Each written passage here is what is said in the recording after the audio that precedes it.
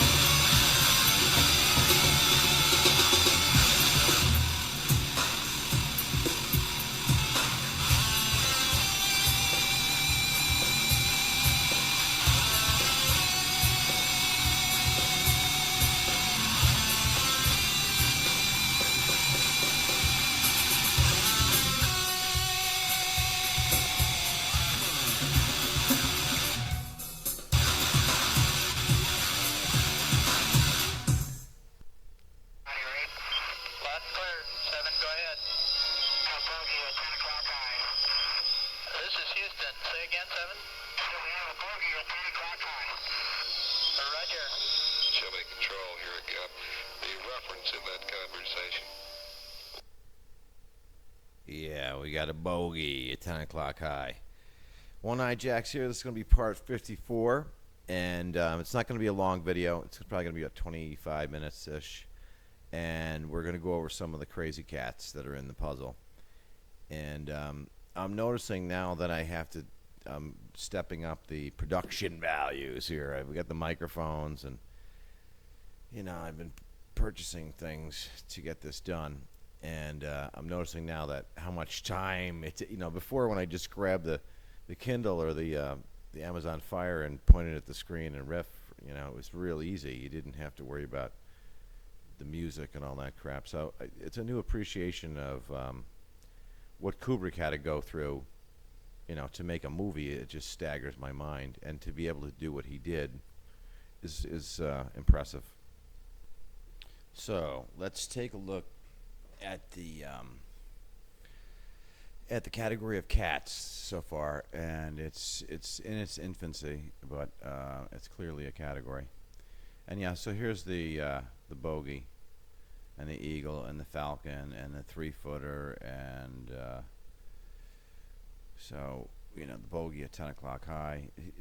He's giving you under par, over par, and all the nicknames for the shots. And this is another shepherd. We have billies and kids and shepherds. So let's go into the cats.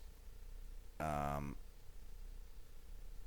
don't want to start here because maybe I should. Now let's start somewhere else. That's a little too involved so far. So here we have Sylvester Stallone. Sylvester is a Looney Tunes cat, and we're using Looney Tunes characters. We're using Yosemite Sam. We're using Bugs Bunny. We're using the Roadrunner. We're using Playboy Penguin. We're using Beaky Buzzard. We're using Black Jack Shellac. And so we're using a lot of these characters from Looney Tunes because the reason we're doing this is it's so absurd. There probably isn't a cryptographer in the world that would consider using a category of Looney Tunes characters to build a language on. So he's Sylvester, so he's a Looney Tune. He's Stallone, he has one in his name. He plays Rocky, he's a rock, and he has Balboa, B-O-A, which is a snake, Balboa, and he's an Italian stallion. So let's do something real quick here. All right, let's look at Sylvester here. His first name's Sylvester. So Sylvester is a Looney Tunes character, and we have numerous. And here's a short list. We have Bugs. This is the 42 jersey. Hey, what's up, Doc? Roadrunner car, the Roadrunner TV show. It's doubled. It's a clue. It's in the Cuckoo family. Playboy Penguin. These are the clues to Antarctica, and Bugs Bunny and Playboy Penguin do 2 episodes only. And they're both alchemical. We actually see Admiral Byrd's ship in one of them. We have Yosemite Sam. This is the Anawahi Hotel is in the Yosemite National Park. We have Blackjack Shellac.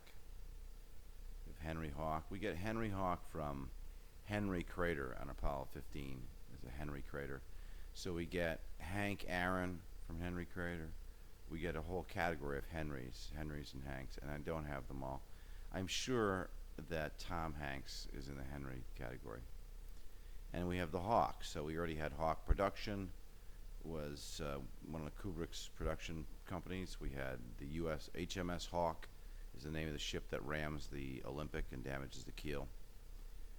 And he's a chicken hawk in the show. And these are all Warner Brothers creations. So Sylvester is Looney Tunes.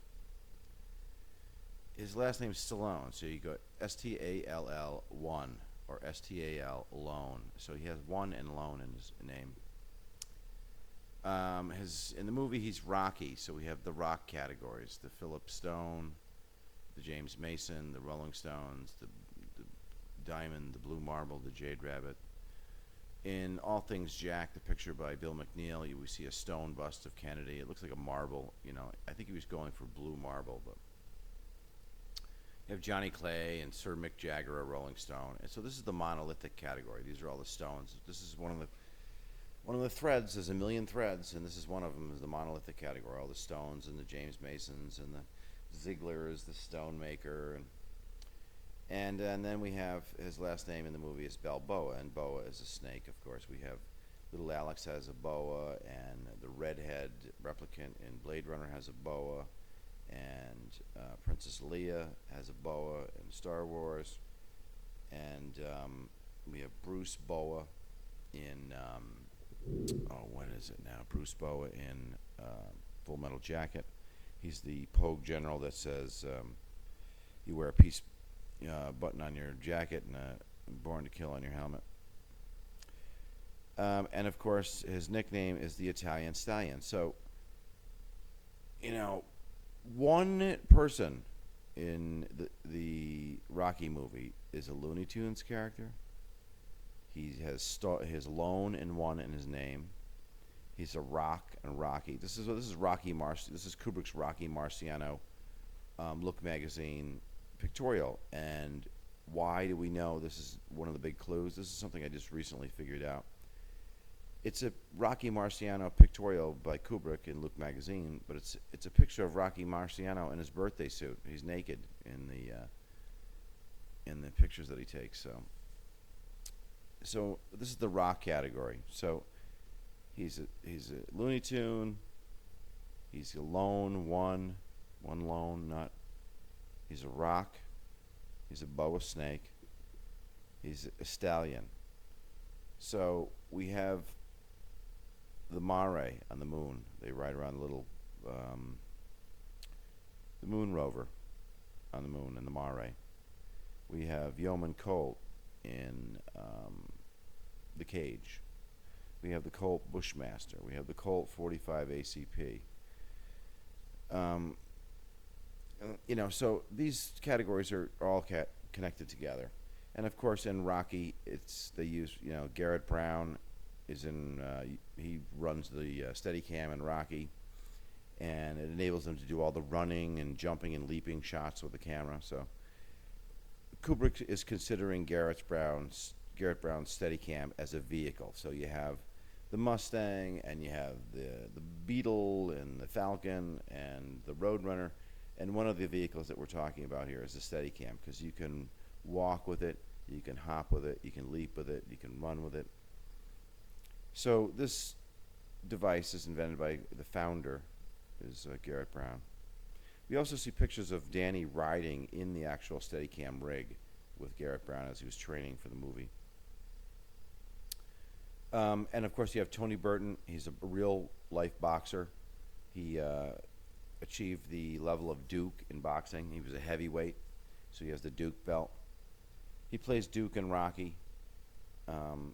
So his last name Burton is a clue to Tim Burton, who's another alchemist. And we have Ridley Scott, we have Woody Allen, we have Kubrick, we have De Laurentiis, we have oh God, Lynch.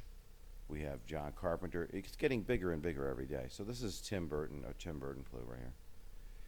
So another clue to Tony Burton is he's a chess player. You know, he's a very good chess player. He beats Kubrick and brings his own chessboard to the movie The Shining. So in the movie, he runs Durkin's Conoco.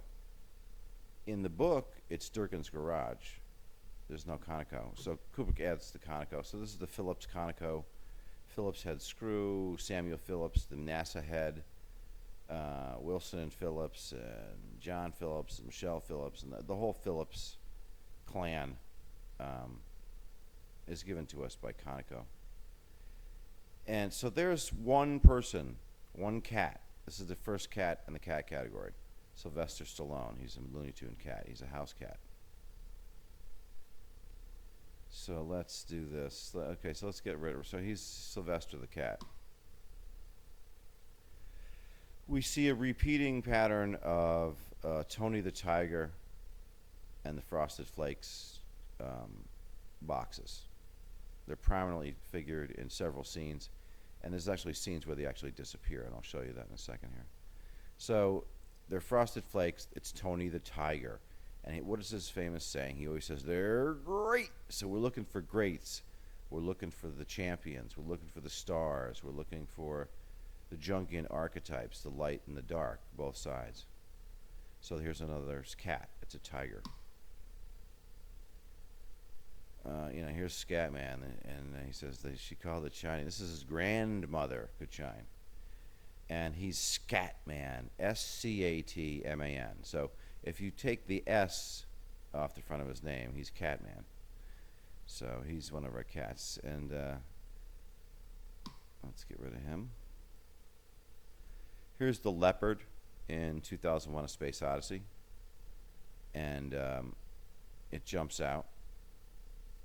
Oh, what did I do there? Did something. So this leopard, let me do something here. Okay, this leopard jumps out and attacks. I don't know which proto-man this is. So we have a leopard. So we had a tiger. We had a Sylvester. We have a leopard. This is one of the birds I missed in one of the other videos. When I did the birds video, I forgot this one, the parrot. And so this is a reference to, they're interviewing Neil Armstrong. And he says, well, very much like parrots, the parrots make very good talkers, but they're not much good at flying. And, so this is a reference to Neil Armstrong. We have the cat lady. So, and that was another bird. So you have the kitty hawk. I forgot to put that one in. The kitty hawk CSM, the Apollo CSM. It's a cat bird. It's a bird, but it's a cat, so it's another cat. I should have had a picture of that one. So here's the cat, the red-headed cat. I mean, she's clearly a red-headed cat lady.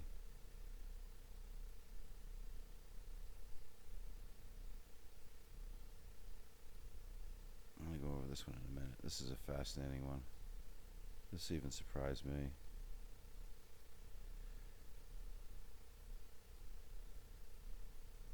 This is a shot.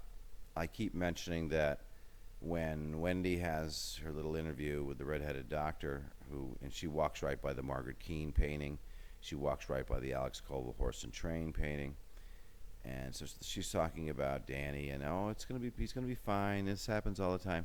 And these are the two books we see. We see The Wild Child and Manipulator on this table, and so these represent the light, the wild child, and the dark, the manipulator of Kubrick's personality. So, it's a subtle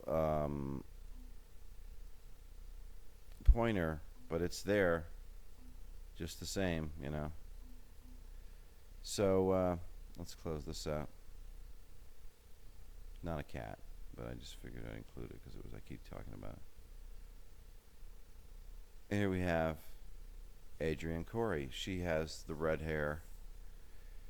She ends up in the Doctor Who show. She ends up in the UFO TV show. And here she is in Clockwork Orange. And she's wearing a cat suit. we have Peter Sellers in the Pink Panther. So this is an interesting one. We have a color pink. We have a panther, a cat, and we have a diamond, a multifaceted crystal. So that's another cat. So now we have a tiger, a leopard, a pink panther, a cat lady, a Sylvester.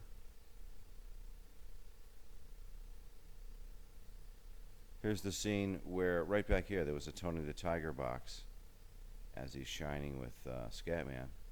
And as he's doing this, the Tony the Tiger box completely disappears. So anything that goes missing, that's double, it's already been doubled, and now it's been doubled, and now it's gone missing.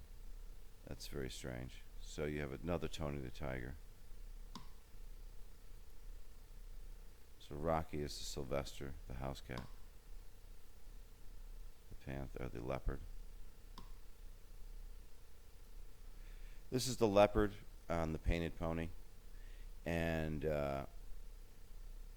this is a clue to the front screen projection, because we can see the actual front screen projection projector reflecting off his irises of his eyes.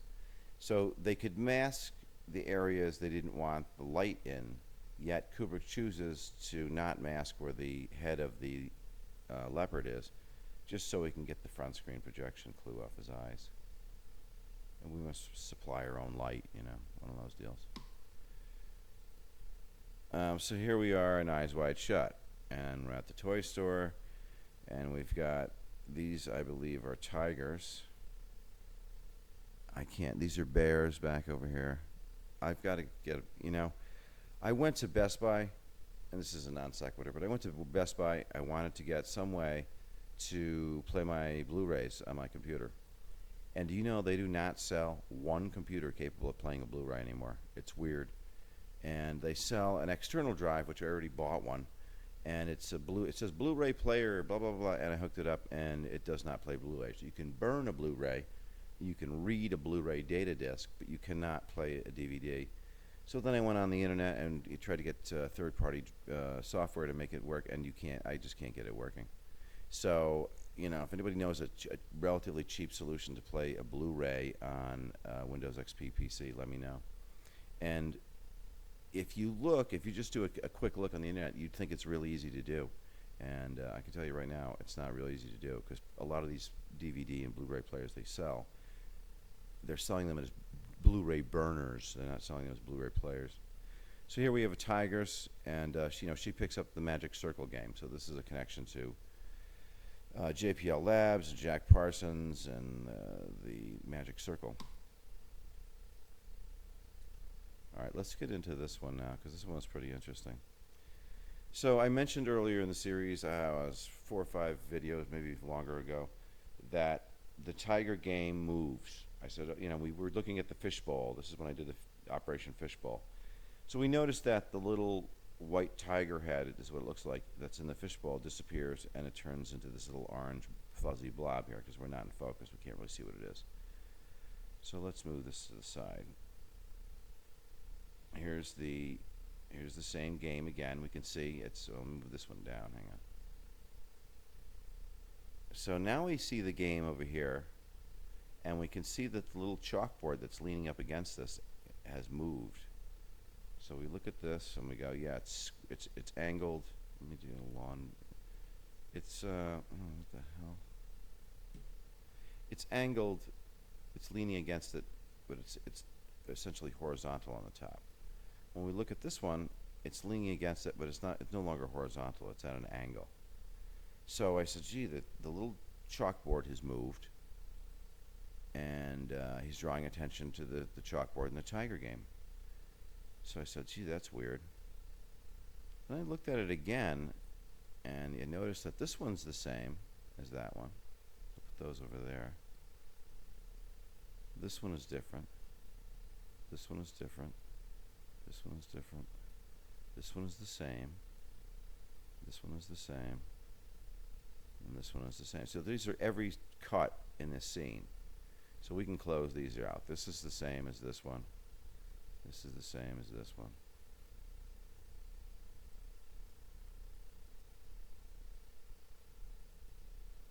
So we see this tiger game, right?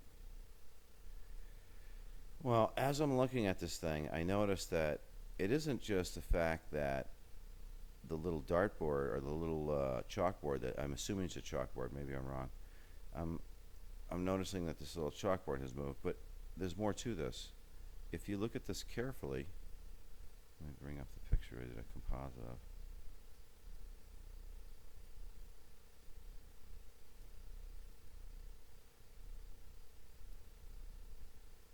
Here it is. Let's zoom in, view, zoom in. If we look at the tiger game here, the tiger part, the title of the game, is almost all the way to the left-hand side of the board. If we look at this tiger game over here, it's not the same tiger game. The tiger logo is now all the way to the right-hand side of it. And this little, I think it's a picture of a little tiger head here or something, is gone. So this blackboard has moved. The baseball glove has moved. You can see it here. It's at an angle, and it's curved up. And in this one, it's curved down. It's curved toward the fishbowl. Here, it's toward the ceiling. We noticed that the little head that was inside the fishbowl is now an orange blob. So it's a tiger, and it's a double tiger reference. We have two different tiger games here that have been carefully obscured. In other words, he's giving you things that are moving in front of it to obscure the fact that he's changing the tiger game. So the baseball glove stays there and moves. So he's drawing attention again to baseball and the baseball bat and the baseball glove and Jackie Robinson and Lou Gehrig and Mickey Mantle and Hank Aaron and yada yada yada. So we have the baseball clues. We have the Operation Fishbowl clues that it's an empty fishbowl and it's changing. Anything that's changing or disappears. So this little, I want to call it some kind of figurine head, disappears, and this orange thing appears in it. So he's drawing attention to the fishbowl. He's drawing attention to the tiger. So this is another tiger.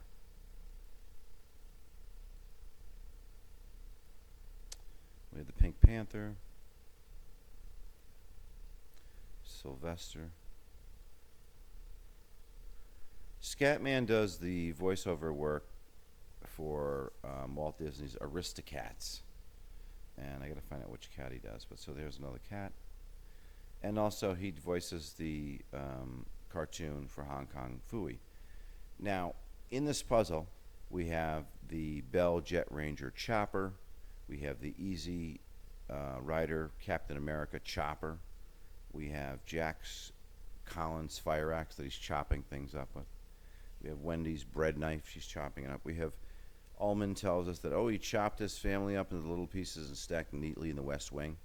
So it's a recurring theme of chopping and cutting, and the Yankee Clipper, and the Matador uses his knives to kill the bull, and so now we have Scatman, and he's Hong Kong Phooey. And what is Hong Kong Phooey famous for? He is always chopping with his karate chop. He chops things up. So he fits perfectly in there as well. It's a multifaceted puzzle. So he's an Aristocat, he's Hong Kong Phooey, he's a Meadowlark Lemon, which is a bird and a fruit. So here's the cat lady, and she's in her home, and she has, let's see, 1, 2, 3, 4, 5, 6, 7, 8, 9, 10. She's got 11 pussies in her exercise room. And on the walls, she has women who are exposing their pussies. I mean, she's thrusting her hips forward to expose her. This one's bending over. This one's bending over and spreading her leg. And every wall of this room, even up here, there's a woman here exposing her vagina. So it's the cat lady, and she's in a room full of pussies with paintings of women with their pussies exposed. I mean, you can't get any more. Oh no, here's another one here. 12. 1, 2, 3, 4, 5, 6, 7, 8, 9, 10, 11. No, I think it's 11 cats. Anyway, it doesn't really matter how many there are. It's a room full of pussy. So when we go to the Bond movie, and we have pussy galore and a lot of vagina and all these names. It's another connection into the cats category. We have the Timberline Lodge, and we have the Snowcat. Another thing I've noticed recently, after looking at this stuff for so long, is this is one of the few vehicles that doesn't actually spell out the word snow. They type out SNO cat. So it's another anomaly in the snow category. Like you have the Snowball and the Snowcat and the Snowball Fight and what the hell is another one? Snow Globe, Snowball. So it's one of the snow vehicles or one of the snow category things, and it emits the W in snow. It's SNO. Like we have Scatman and Snowcat. This is the woman. She gets murdered. She gets rammed in the mouth with a giant penis. So it's another clue to fellatio and head. There's the Snowcat, Tucker. So that's a connection to the Fuchs Trans-Antarctic Crossing with the Tucker Snowcat. So we have Peter Sellers. So Peter fits in the Johnson, Dick, Mineshaft, Adams Probe, Privates. And he's a jock, so his first name is just the same name as Stanley's father's, Dr. Jocks Kubrick. And we have the cat, and it's a cartoon, and it has a color, it's pink, and it's a diamond. So this is how the puzzle works. It's just, you've got, in this picture, you've got a jock, you've got a Sherlock Holmes, you've got a detective, you've got a cat, you've got a color, you've got a diamond. So you get an idea that how this puzzle works is when you find these nexus people and these nexus clues that fit multiple threads. And that's another cat, of course. So here she is. And the crescendo of the scene is Kubrick is literally bending over her, filming her crotch in the room with women exposing their pussies and her pussycats. It's ridiculous.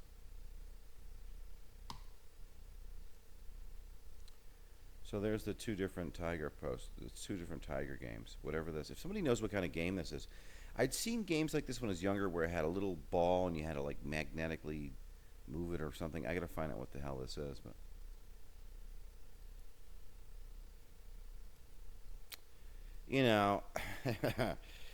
here we have the redhead and Mandy, I think is her name, and Mandy's her name. And she doesn't keep track of time. She says, I don't keep track of time. And she has her little tiger, stuffed tiger dolls.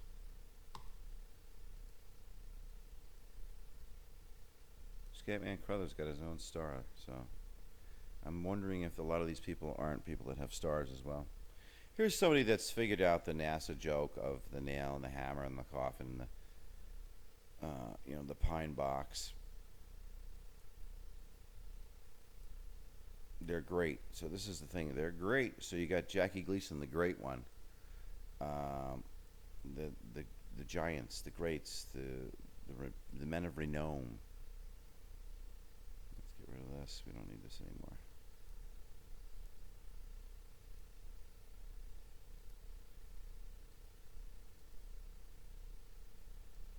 All right, let's get rid of that. So there's Sylvester. He's a Looney Tune. He's one of the many Looney Tunes characters that are in this puzzle so far. So once again, as I said before, Kubrick doesn't rely on you finding the one obscure Looney Tunes character. He gives you 10 of them. So the rest of this video is just going to be weird stuff that I found. This is a very fascinating. This is a Douglas Adams, I think, probably did this. I'm not sure, but I'm pretty sure that's probably who did this. And it says "Hi there" on this bomb. And it has a woman's face. This would be something a prostitute would say something to a prospective John. And then this one over here is weird because both of these are different than what happens in the movie. This one says "Bull Daddy." So I said before that Slim Pickens is writing the bullshit bomb. That bomb is a psychological weapon. It doesn't really exist, but the true power of it is the belief in that it's a real weapon.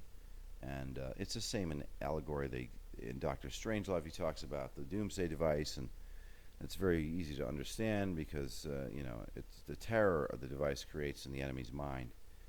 So I'm still on the fence on this, but I'm about 90% sure that the atomic weapon is not real.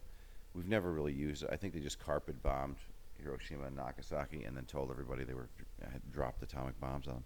And from that point on, it's been, the fear-mongering of the atomic weapon. Oh, my God. Some of those videos I showed earlier in the series of from the 50s and 60s where these people were just freaking out. The bomb's going to come every day. We had fallout shelters in the high school I went to, and they'd have drills and stuff. So, they really rocketed the propaganda fear machine up to the 11th level.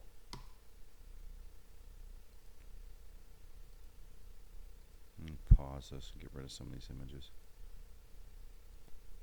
All right, this is some interesting stuff here. So Johnny Malkovich, all things Johnny, all things Jack. Johnny Malkovich does a movie, Color Me Kubrick. So I saw this movie before, and I'm going to have to watch it again. But as I'm surfing through Kubrick images and doing research, I ran into some still shots from the movie. So we have Johnny Malkovich, and he's got his fur jacket on. He's drinking vodka right from the bottle. And his male companion here has a Joker t-shirt on. And in the background it says no smoking. So John Malkovich, he's taken the Kubrick alchemy and he's dropped back 10 yards and drop kicked it. He's running with this. He's going. I love John Malkovich now. All right, what else do we got? This is a letter from IBM regarding they were concerned about the computer that some people might figure out that Hal incremented one letter as IBM, and and Arthur C. Clarke talks about this, and he says, "Oh, I didn't realize that it's heuristic algorithm, blah blah blah. I didn't realize that one letter past that was IBM." Yeah, right. It's just ridiculous. We know this is not an accident. So here's IBM talking about, as long as they don't really get too much shit on them, they'll let them use the name. This is a fascinating one here. I mentioned in the video one or two ago, I think it was the two ago, that I keep finding threads to time travel. I keep finding threads to ship names. I keep finding threads to movies about time travel. We keep finding these Kubrickian date threads, especially with JFK, where he clearly knows the exact day, date, and year people are going to die, sometimes decades before they actually die. And he apparently knows when people are going to die even after he dies, like Colville. He uses Colville in his puzzle, and Colville ends up dying, I believe it's July 16th, which is the launch date of Apollo 11 and JFK Jr.'s death date and yada, yada, yada. And so, we have these, he's violating causality in his puzzle, and we have the Rocky movie filmed in Philadelphia. We have the Gus Grissom's Liberty Bell, which is from Philadelphia. And it fits in the Bell category of the Bell telephones and the Bell Jet Ranger. And you have the Bell telephone that Jack gets the phone call, or Wendy gets the phone call on, that Jack got the job. So, being the conspiracy nut that I am, I started saying to myself, maybe we're being pointed to the Philadelphia experiment, because we do have a picture of Nikola, apparently a doppelganger of Nikola Tesla in the final shot photo in The Shining. So you've got Einstein, Einstein's the name of Doc Brown's dog. His other name of his dog before this is Copernicus, so we're talking about the Copernican model. We're talking about Einstein. We're talking about Tesla. We're talking about Philadelphia. We're talking about warships. We have the Hornet +3. We have the USS Forrestal, which is a ship. We have, I have not gotten into the ships category because it just gets mind-boggling. It turns out Aldrin, Collins, and Armstrong are all U.S. military ship classes. So you can build a U.S. military ship that would have the Aldrin class or the Collins class or the Armstrong class. And also many of the Greek names that we've used in this puzzle, like Daedalus. You can have a Daedalus class ship. And then you even go into Star Trek and you start looking at the classes of the ships in Star Trek, and you'll see the Jupiter class or the Apollo class, and so this alchemy is being used in other places as well. So I started thinking about, well, maybe the Philadelphia experiment is in Kubrick's puzzle. This would probably be one of the first times they stumbled upon teleportation or time travel or whatever they found out, whatever the technology they figured out here. And it was clearly using some kind of variation of Tesla's technology with high voltages and different frequencies. So as I'm doing my search, I know I'm rambling on here, as I'm doing my search, I find out that the name of the ship, the Eldridge, USS Eldridge, is changed to the Leone, Leone. So it's basically Leon with an E on it. So the Leone, it turns out, was used in the Greek Navy. So we have a Greek connection to the USS Eldridge, and we have a connection. It just bizarrely turns out the USS Eldridge is a Playboy bunny, because the Philadelphia experiment ship, the Leone, was actually in the magazine Playboy. So there's a lot of clues here. It's still weak, and it's not 100%. But when the fact the USS Eldridge is a Playboy bunny is just bizarre, in my opinion. So this is not a cat, but it's a very fascinating development. Roger Waters clearly knows this puzzle, and he does this album, What God Wants, and you really should take some time and listen to it, because he's basically talking about the world we live in. And I'm convinced that Pink Floyd was working with Kubrick, and a lot of the alchemical music they did, the Dark Side of the Moon and all that stuff is basically little Kubrickian clues. Here's another biblical clue. We have four ceramic Jesuses. So when we start finding the Barbara Eden and the Laurel Garden and the Adam's Probe and the Sidewinder Snake and the Lilith the Redhead, and I want that head so clean, the Virgin Mary to be proud, and Nazareth, the birthplace, the rock band, the Scottish rock band. So he's giving us all the Genesis rock, and Genesis is Red on Christmas, and Happy Birthday, Dear Jesus. So the biblical thread is getting bigger. So here's your 4 ceramic Jesus figurines. Here's once again, we got John Malkovich in Color Me Kubrick, and he's got a T-shirt on, a T-shirt, T-E-E, just like you would golf. You'd tee off on tee time with your bogey and your falcon and your eagle and your 3-footer. And he's wearing a boxer shirt. The dog is a boxer. So remember I said how all these categories are woven together, and there'll always be a connector word. So when you're in the dog category, you got Snoopy, you got a boy and his dog, you got the terrier, you've got all these different dogs in the puzzle. I'm going to have to do another video on dogs now. And you have boxers. You have the VW Boxer engine. You have the Porsche 911 6-cylinder Boxer air-cooled engine. And you have James Forrestal, a boxer. You have Johnny Carson's a boxer. You have Jack Palance is a boxer. You have Eugene Tooney is a boxer. So we have all these boxers. Tony Burton is a boxer. And in Barry Lyndon, played by Ryan O'Neal, he's a boxer in the movie. So we need to connect, if we have to connect the group of dogs to boxers, we now know what the clue is. It's the boxer dog. So I've got to watch this movie because it's not really what you thought it was. It's complete. It's on a different level. It's on a level 27, and he knows this puzzle. He knows this puzzle, and he's a Johnny. Here's another clue to masks. You know, we have the masked ball, and the blue marble is a masked ball.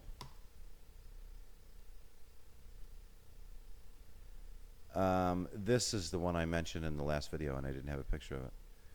So Kubrick receives a fan letter from this man here, Benson LaGrace.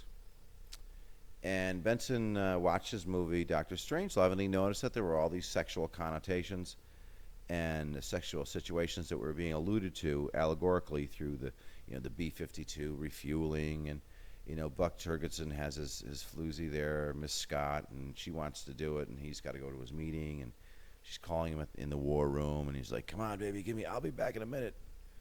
So he writes him this fan letter that he notices all these sexual connotations in Kubrick's movie, and Kubrick actually responds to him, and so this is the lone response that he gets.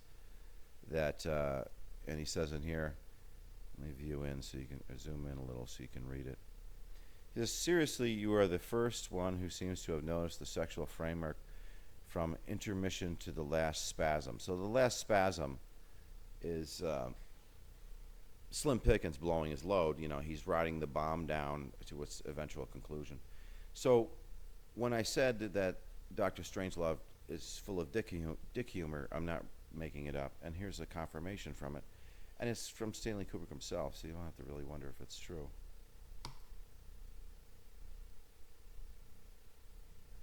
Here's more connections to Fellini and Kubrick. They clearly were in communications with each other from time to time whenever they released movies. So Fellini dies on Halloween. It's a Halloween clue. And Kubrick mentions that when Fellini died, they filmed the whole day in memory of Fellini, and they were very sad. So this is the Fellini clue, or one of the Fellini clues. Here's another cards clue with Tony Curtis. So this is the father. This is Jamie Lee Curtis's father, and her mother is the one that was in Psycho. So this is for when Kubrick directs Spartacus. He's playing cards with. So this is a Ouija photo. You know, his ESP photographer took this. So, you know, I said we have a category of trees. So how do you connect the moon to a tree? It seems impossible because, I mean, well, no, I shouldn't say that because we already have the petrified moon rock. But we already have one way to connect moon to tree. Here's another way. You know, they had these, supposedly they took these trees, seeds, on the moon missions to just check to see if they'd be okay.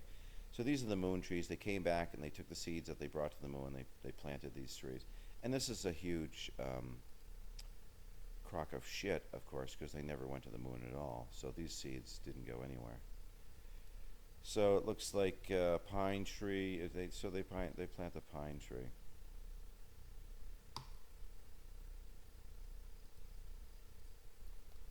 What else do we have here? So you saw this. Let's get rid of that. Roger Waters, you know that. Sylvester, the cat. The tiger poster changes and moves.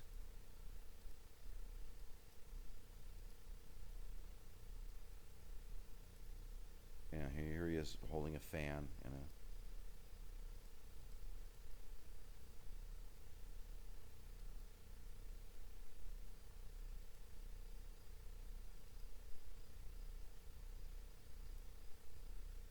I think that's it for 54. So this is a full deck now. We've gone through oh, this is the unicorn in Blade Runner. So, you know, this fits right into our unibrow and our unisphere and our unibody cars and our monolith and our Lone Ranger and our Lone Nut and a Lone Bird's book. It's a flying horse with one horn. So that's it for 54, and have a great day, guys.